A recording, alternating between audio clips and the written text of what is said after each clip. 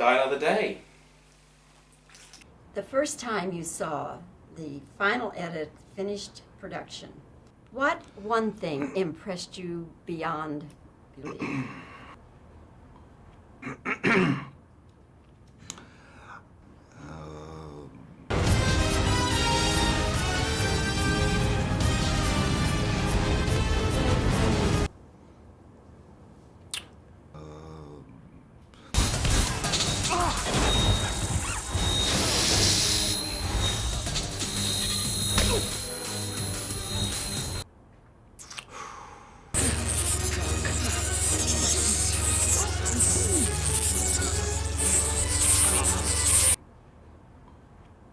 This is my Korean friend who's just been going through some experimental treatment to become a white man. Let's see how that goes. Anyway. It's the dream machine, it's not a... He's in the dream machine. An hour on the dream machine and I don't feel sleepy anymore. Whatever the fuck it was. An hour on the dream machine keeps me sane. Anyway, we just watched the 20th James Bond film.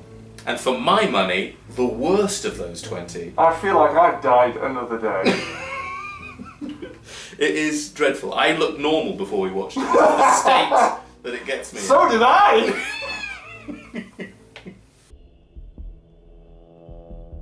It's the Star Wars Holiday Special. Happy Life Day. I'm getting your message. Are you getting mine? Oh, we are excited, aren't we? The consensus is that this is a very, very bad one. Mm-hmm. That the series was reaching perhaps its lowest point. Apart from the odd little surprise in the first sort of 40 minutes, it really is as bad as you remember. It It's is as terrible. bad. There are a couple of surprises early on. First half where you go, oh, that's some good writing. Well, that's not as bad an action scene. And then it keeps coming up with stuff that you've forgotten how bad it was. Terrible ideas run throughout this film.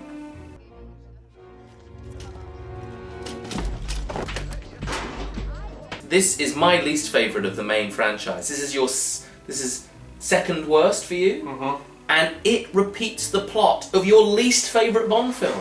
Of all the Bond films to redo on the 40th anniversary, why on earth do Diamonds Are Forever again?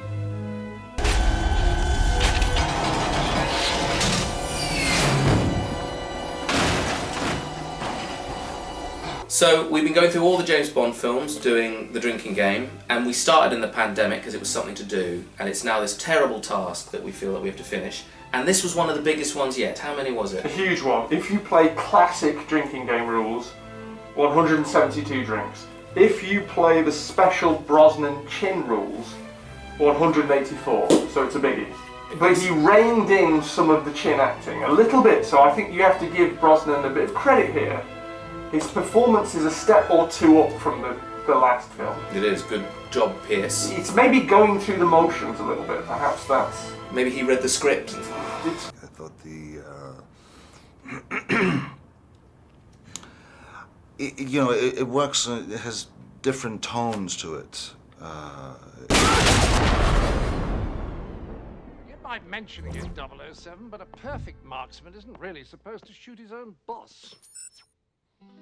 You don't think it will disillusion some Bond fans? No, not at all. Not at all. If that was the case, then I would be disappointed to hear that. So the plot of this one is terrible. James Bond is captured in the beginning of the film in North Korea, and he's been set up. There's a mole somewhere, and 14 months later, he's exchanged for this dangerous Korean man, and their MI6 are blaming him for leaking information, but it's probably still the mole that set him up the first time. So he breaks out of the MI6 boat that's docked near Hong Kong, and then goes to set out and find out who the mole is, and to track down this Korean who's now been released, this Korean terrorist, and find out what's behind it all. And it all comes back to this... a businessman who has appeared suddenly on the international business entrepreneurial scene, this billionaire, who claims to have discovered diamonds in Iceland, and actually it's a front for selling conflict diamonds from Sierra Leone, and it turns out he's what the fuck is the character called? He's a Korean guy that James Bond supposedly killed in the beginning, and he's had a lot of plastic surgery, and in 14 months he's now Toby Stevens. This jet-setting arsehole, and not only is it a front for laundering conflict diamonds, the true purpose of the entire enterprise is to create basically a giant space gun in order to destroy all the landmines in the demilitarized zone between North and South Korea, so that the North Korean soldiers can invade the South unopposed through the DMZ. That's the plot. Wow, that's crap.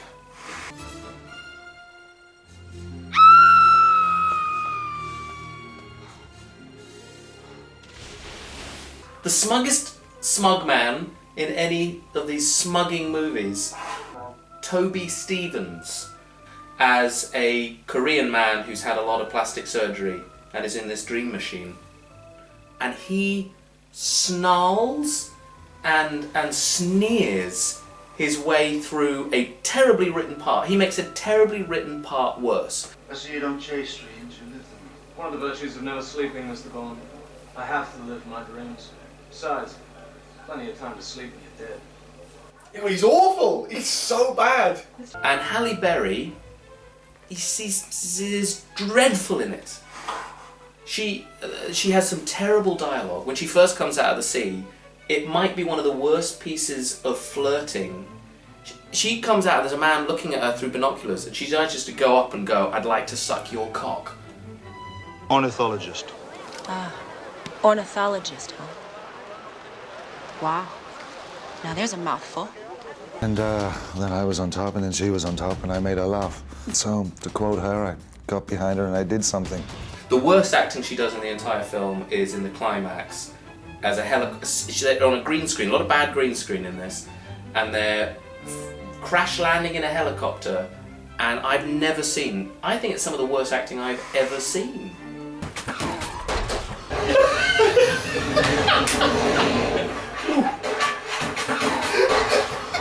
For the henchman in this one, we have a diamond-faced... Oh. That's right. It was me all along. The diamond-faced communist. Trouble is, you're on this side, so you're facing this way. So I don't think the audience at home can see the diamonds. It's almost as if we didn't think this through. No, just turn this way for a second. Diamonds! Yes, so the henchman is a diamond-faced, bald Korean man who's on the way to becoming a German tourist. Zhao, who's trying to become a German tourist. Yeah, I think for a I mean, look, it's not a lot of depth to the character. It's just a heavy. It's a man for Bond to fight. I actually think he looks quite fun. It's very silly because the diamonds are basically right on the surface of his face. You just take them out. He could remove them. You can take them out, and then he doesn't need to be in the crime game because he's rich. Yeah. He's got several £1 million basically on the surface of his face. The whole movie just blew me away. I mean, this is like the definition of a kick-ass film. I mean, after I saw what they did with the ice scene was in the car chase.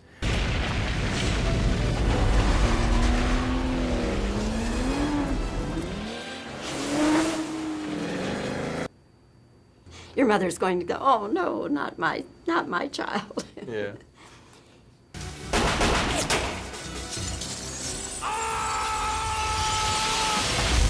Judi Dench is back. I've been saying throughout Judi Dench's run here that with every passing film she seemed to become more like Mummy M, and how great she was in in GoldenEye, slightly cold and it's all about business. We get that again, and I liked I like the writing for Judi Dench for this, and I like Judi Dench in it, and there are a couple of scenes with her and Bond which I thought were well written, and she played it well. So good job, Judi. I never asked to be traded. I'd rather die in prison than let him loose. You had your cyanide. Threw it away years ago. What the hell is this all about? Samantha Bond, it's her final Bond as well as Moneypenny, and that is a character who they've ruined her.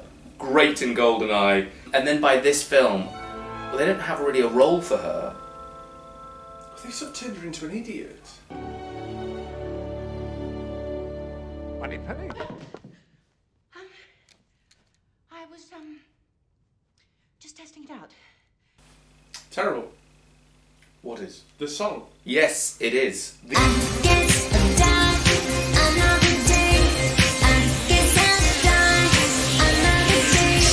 It's not for me.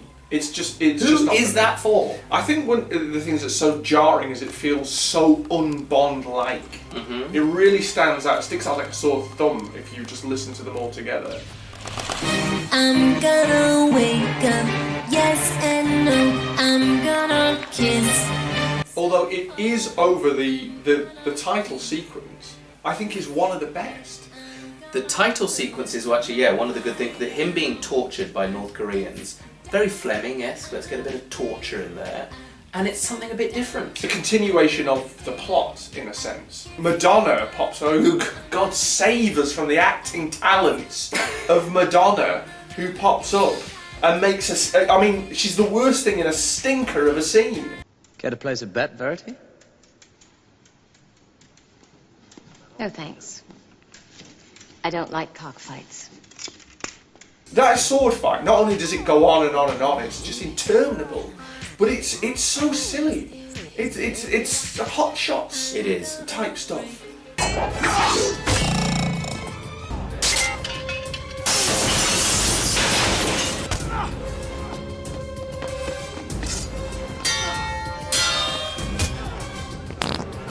The editing is the worst in the whole franchise. I just don't get it. Why? They do a lot of very... Why make that choice?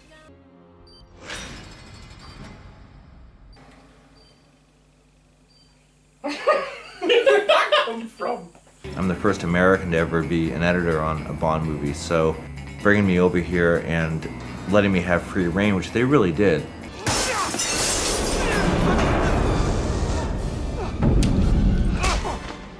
The theory behind editing was that the best edited film was a film where you never saw the edits. I think that theory is past gone.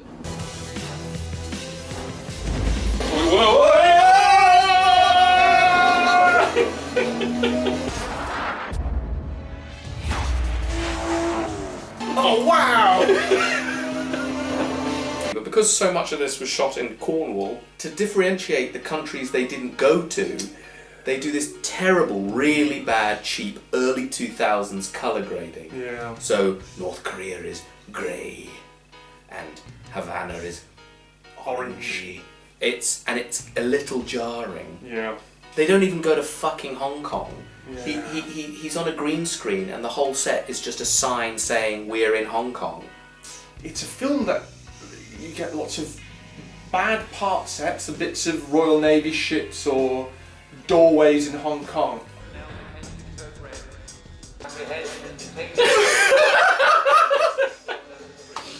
God. Code Red. And then when they go for the big set, the big ice palace, where a huge chunk of the second half of the film takes place, good lord, it looks awful. It looks like some bad student union bar.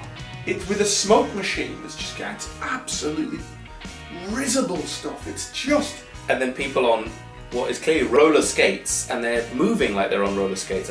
We're assuming they're meant to be on ice skates, but everyone's leaning on ice. It melts. It's total gibberish. It's a big blue cardboard box. I think it has, throughout it, the worst style of any Bond film ever. Agreed. I take it Mr. Bond's been explaining his Big Bang Theory. Oh, yeah, I think I got the thrust of it.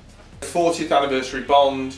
There was a great big deal made about the fact that it was 40 years of the series, and so they decided they would throw in loads of references. Clumsy references. So you have Halle Berry coming out of the sea, dressed like Ursula Andress. There's the Union Jack parachute. You've got the a scene which is very similar to a scene in On Her Majesty's Secret Service where Bond walks through a room of pilfered gadgets, including Rosa Klebb's shoe. Which means Bond took her shoes off after she was murdered. A terrible Goldfinger laser reference. I mean, oh, Jesus. You think the sword fighting scene is bad? The punch-up scene amongst the lasers... With Mr. Kill? Well, a distressed Halle Berry is thrown around on a sort of fairground waltzer. It's absolute garbage. It's so bad.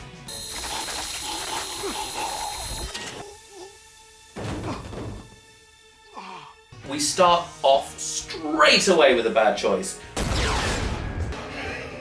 But then we kick into another stupid thing.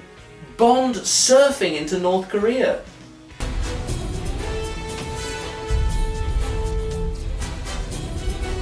The real political situation in this nonsense film is an ongoing war. Right now, you know, it's about North Korea and South Korea.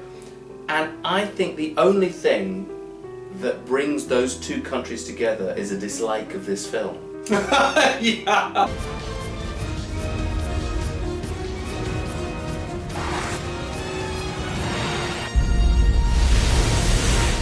The worst scene in a Bond film? It's not even that it's aged badly, because at the time everyone was aghast at how terrible it looked. I mean, it really is piss poor. I think what Sunnyside have achieved in terms of the level of reality is extraordinary, both with the ice and with the water. All those things have taken basically a year to develop, and it really is quite stupendous. We have our worst ever Bond car. Aston Martin call it the Vanquish, we call it the Vanish. Do you think in the script they were like, we can't afford a car? It's invisible. Just pretend it's there? Yeah. There's a sequence on the ice where there's two gadget cars chasing each other that looks like something from a video game, like a Bond video game, where when you were playing it as a kid, you go, oh, this doesn't feel like Bond to me. I like... As an ice palace melts from a laser weapon. In theory, I like the idea of not just a chase, it's Bond's gadget car versus another gadget car, because that is new. Yeah. And in theory, I quite like that. In practice, it's a bit of a wet fart of a scene. It is. The ejector seat to flip back round, quite fun. I think that's quite a good idea.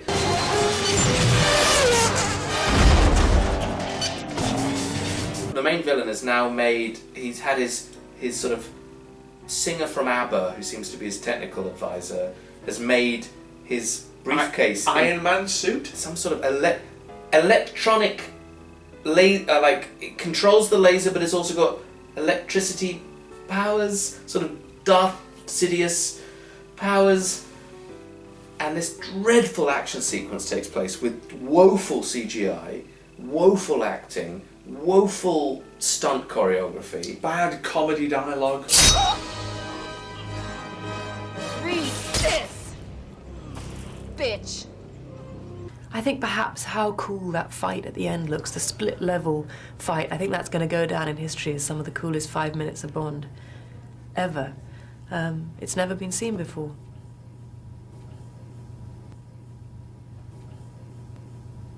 Well, I thank you for your time. And then when he's finally killed Gustav Graves, he has a button on his own suit that electrocutes himself. Get rid of that. That's a dumb feature. Don't press that on the gun, it fires backwards. Yeah. Time to face gravity!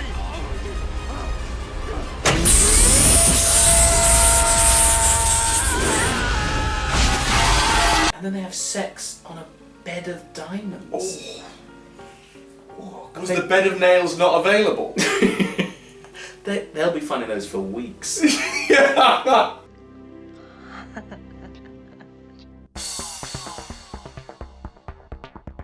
That's it. He's gone. We've reached the nadir. It's as low as it can possibly sink. It's not fair to say that this is the film that killed the series, because it's a critical mass of several things. The declining quality of the Bond series, the fact that you have things like Austin Powers just now taking the piss out of it and being more entertaining as it does it, and then the emergence of things like Bourne. You're into a new world of globe-trotting espionage action cinema. So it's a convergence of several things. But this film more than played its part. Oh, I wish we'd never started. We're almost up to date. 5 films. It probably not, but there's a chance we'll be done with these before a new one is out. We may catch up. And then what do we do? I don't know. Start again. With a new series. What's the second longest running popular? MCU. Oh Jesus, no. 30 fucking movies. Oh Christ, I can't do that. What, just take a drink every time I'm annoyed? Take a drink every time you think the world needs to grow up. Well, anyway, this was our review of Die Another Day. We both go back to what Cubby taught us. One of the most important things he said to us, I think, was, don't screw it up.